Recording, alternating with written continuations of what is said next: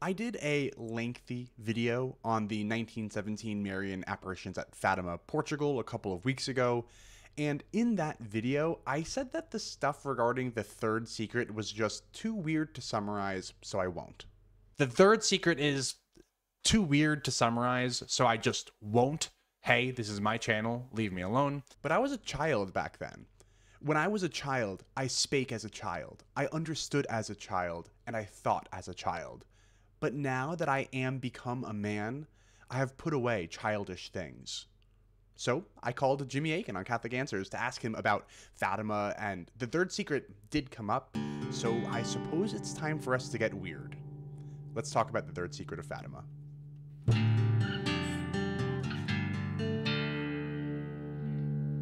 A brief summary of my first video of Fatima would be something like this.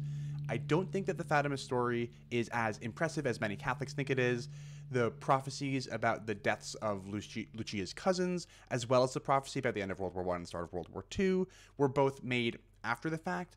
And of the tens of thousands of people who were present at the miracle, we only have reliable accounts of people seeing it in the numbers of a few dozen. I explained this to Jimmy on the phone, and I said, am I missing something? Jimmy, generous as always, gave me a lengthy response, and I am linking to the full episode of Catholic Answers in which I called below, timestamped to where I called in. But here's the summary of Jimmy's response. She doesn't have an incentive, therefore, to lie about the earlier prophecies about the war or about Francisco and Jacinta. And we've got evidence in the form of the miracle of the sun that something supernatural was happening. And we've got evidence in the form of the third part of the secret that something supernatural was happening. I would say we've got some reason to trust Sister Lucia. I do think it's worth just starting on a point of agreement before we move on to where Jimmy and I disagree. Jimmy says that he actually doesn't think it's a very good idea to use any kind of private revelation, Fatima included, in your efforts to try to make somebody Catholic.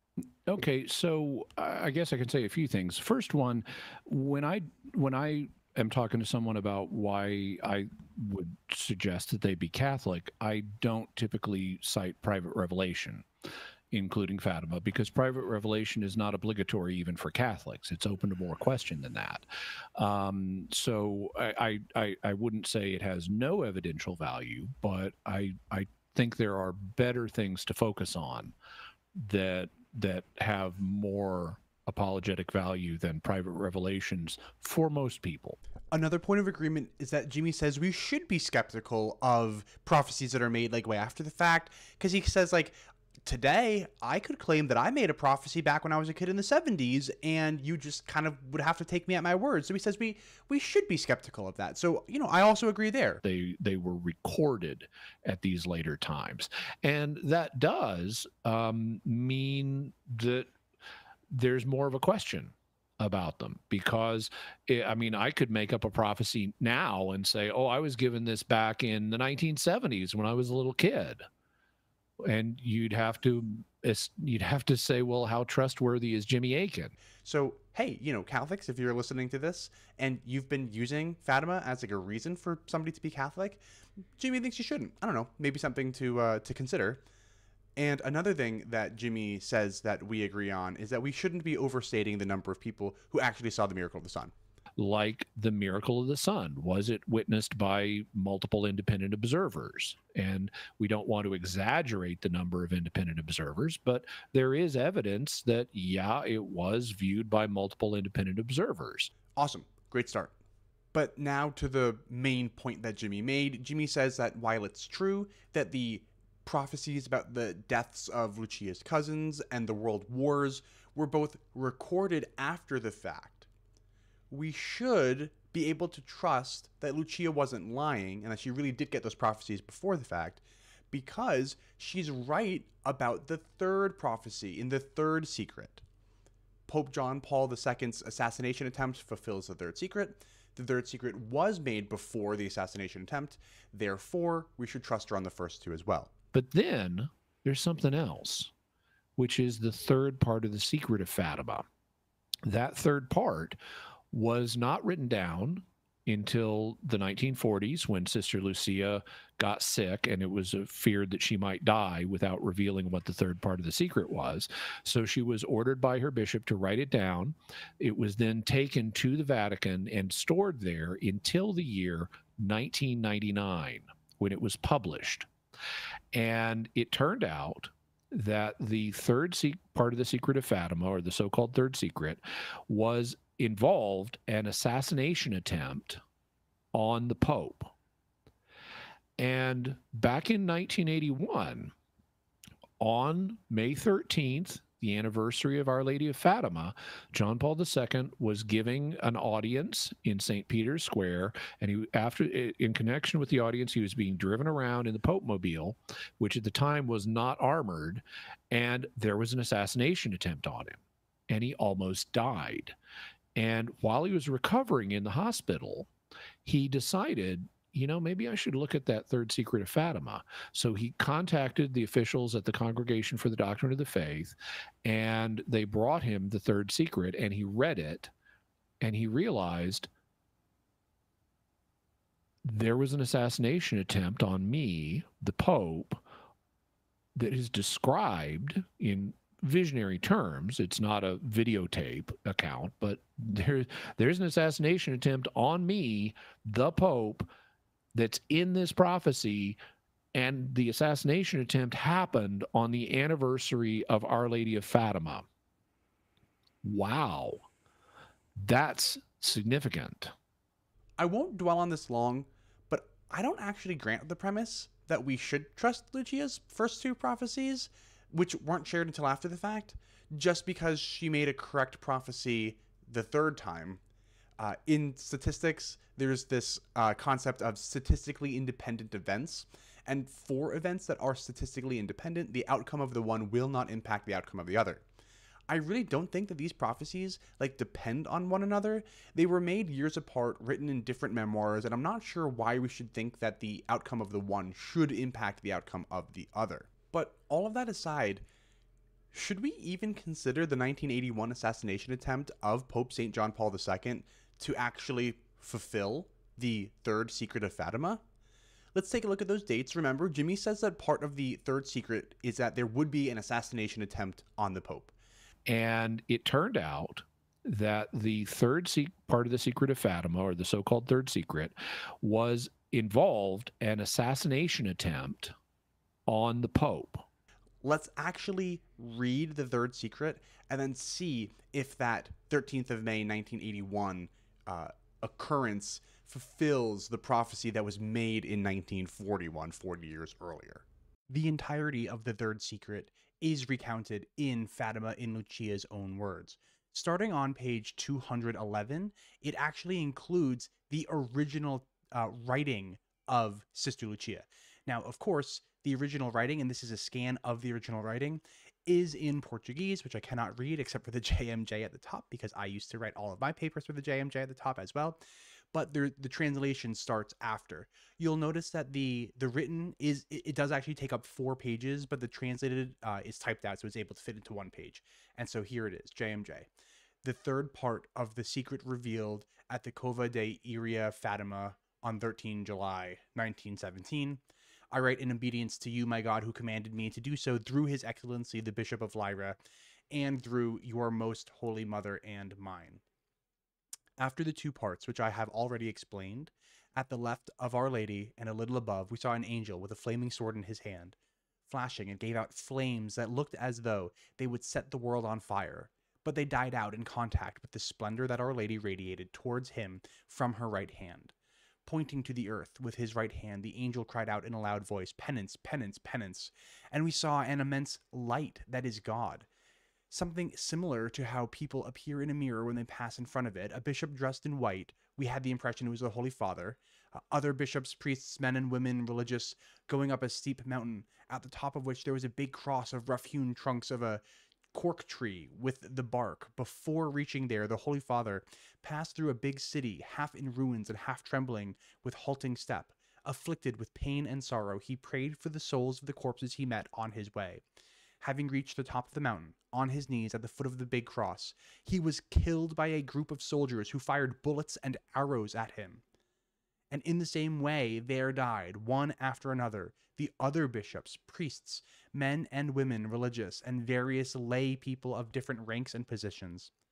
Beneath the two arms of the cross, there were two angels, each with a crystal aspersorium in his hand, in which they gathered up the blood of the martyrs, and with it sprinkled the souls that were making their way to God. And let's focus in on this part right here. The Holy Father was killed by a group of soldiers who fired bullets and arrows at him. This does not sound like an assassination attempt to me, successful or not. It sounds more like a martyrdom. Notably, tons of other people were supposed to die as well. And in the same way, there died one after the other, bishops, priests, men and women, religious and various lay people of different ranks and positions. And I really don't think that the assassination attempt on Pope St. John Paul II counts as that prophecy being fulfilled, for the following reasons. In the 1941 prophecy, the Pope is killed. They used the word killed.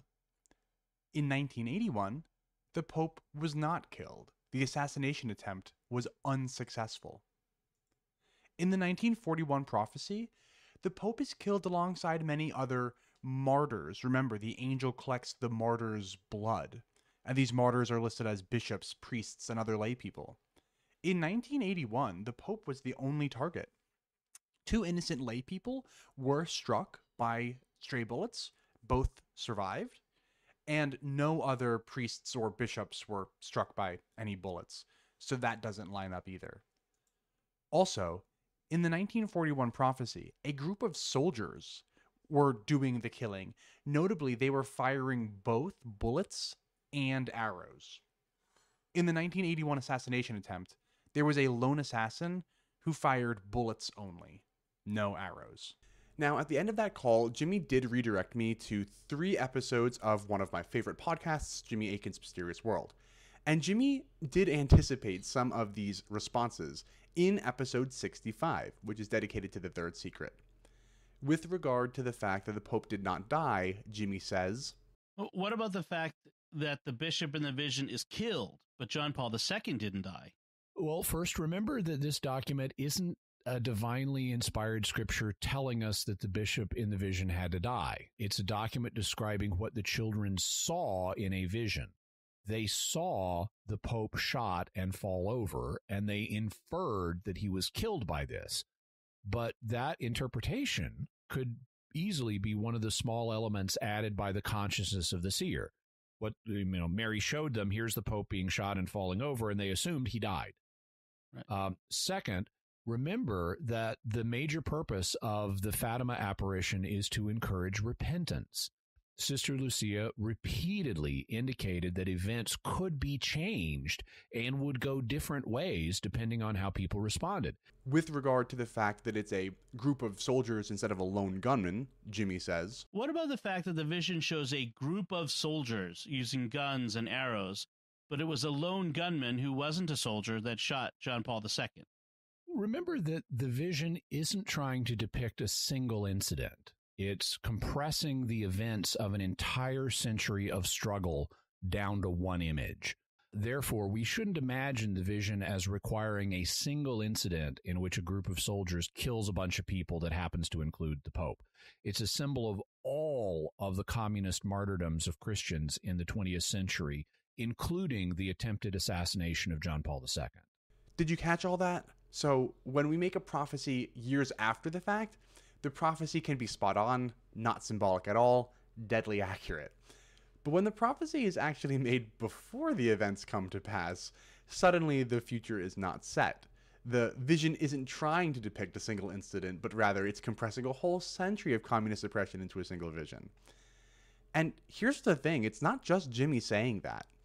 When the Vatican finally published the text of the Third Secret in the year 2000, the current reigning prefect for the Congregation of the Doctrine of the Faith, known by that time only as Cardinal Ratzinger, the future Pope Benedict XVI, released a theological commentary accompanying the text of the Third Secret, and that commentary is available in full on the Vatican website.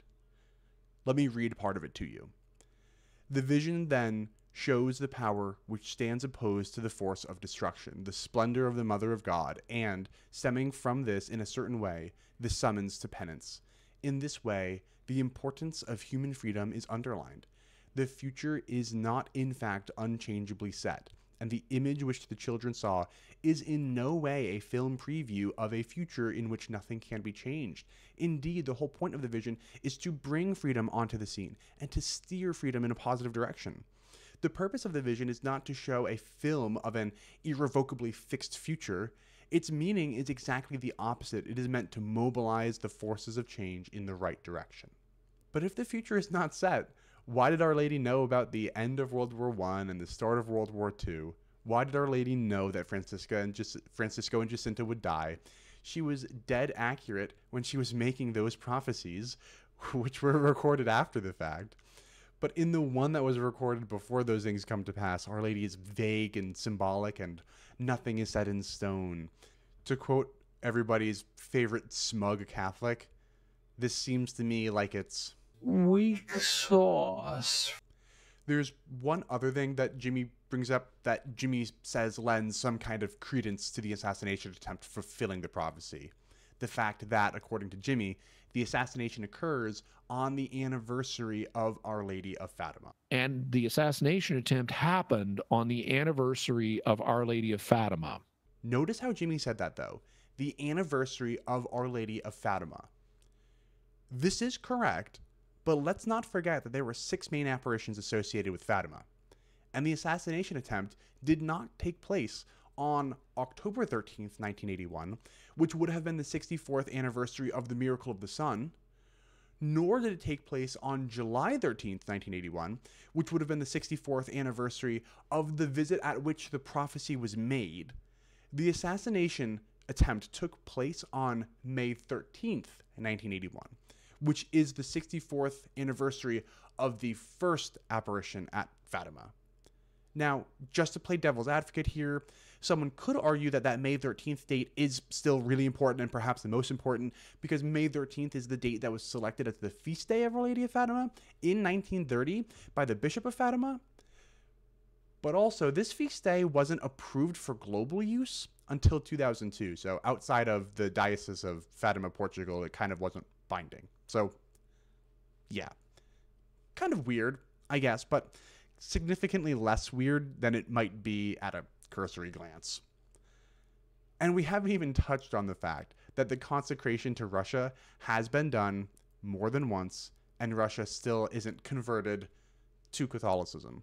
Now, I do know that Sister Lucia herself said that the 1984 consecration effort was sufficient, and that Our Lady never said that Russia would be converted to Catholicism.